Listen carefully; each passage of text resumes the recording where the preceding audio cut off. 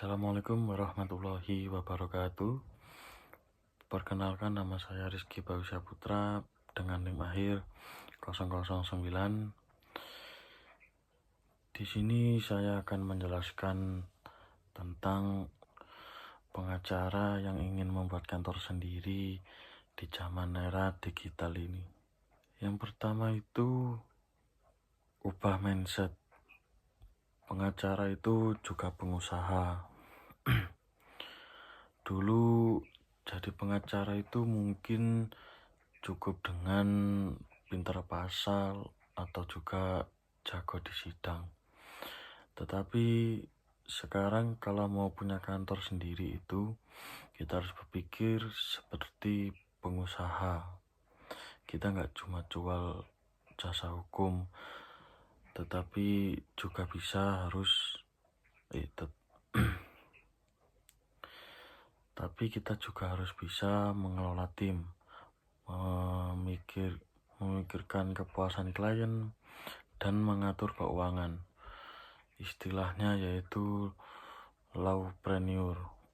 Yang kedua yaitu memilih wadah yang pas.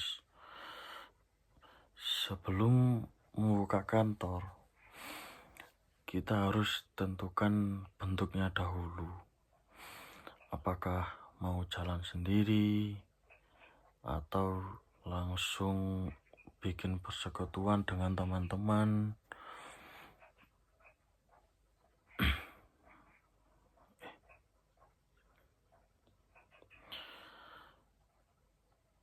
Yang kedua yaitu memilih wadah yang pas. Dan sebelum membuka kantor itu, kita harus tentukan bentuknya terlebih dahulu. Yang pertama, apakah mau jalan sendiri atau langsung bikin persekutuan perdata bersama teman-teman. Masing-masing itu ada aturannya juga. Dan jangan asal kasak. Dan jangan asal kasih nama juga. Karena nama kantor itu adalah wajah kita di mata publik. Dan harus juga terdaftar di sistem pemerintahan seperti AHU, Administrasi Hukum Umum. Dan yang ketiga yaitu kerja cepat. Jangan biarkan klien itu menunggu. Karena di zaman serba instan ini, klien itu nggak suka nunggu lama. Yaitu contohnya seperti untuk dokumen hukum. Targetnya itu harus selesai dalam 3 hari kerja.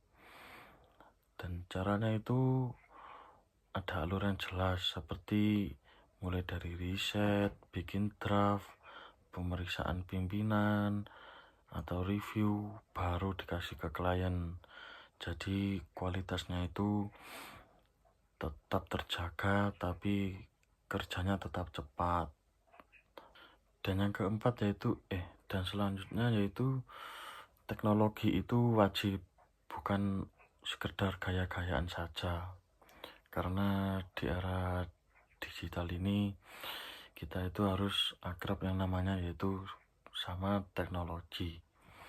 Bukan cuma punya media sosial, tapi kita gimana kita pakai teknologi itu buat bekerja. Yaitu yang pertama bisa pakai cloud storage supaya berkas itu bisa diakses kapan saja. Yang kedua, pahami sistem e-filing, yaitu persidangan online. Yang ketiga, komunikasi sama klien itu bisa lewat Zoom atau WhatsApp. Yang penting transparan dan responsif.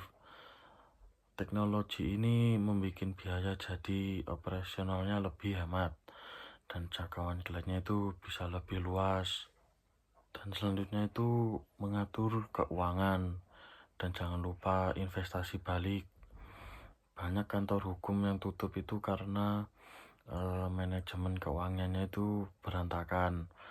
Nasihat penting, ialah jangan habiskan semua keuntungan itu untuk biaya gaya hidup, yaitu bisa saja selisihkan sekitar 20% atau sampai 30% dari pendapatan untuk investasi balik ke kantor.